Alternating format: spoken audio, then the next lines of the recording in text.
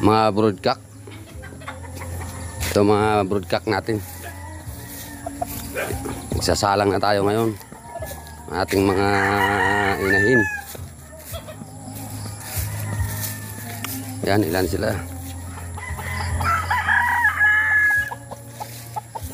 Marami-rami ang aming sasalang na inahin ngayong season. Siguro nasa 120 na inahin.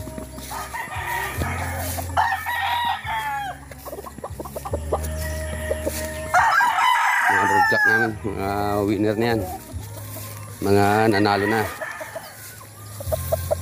Yan.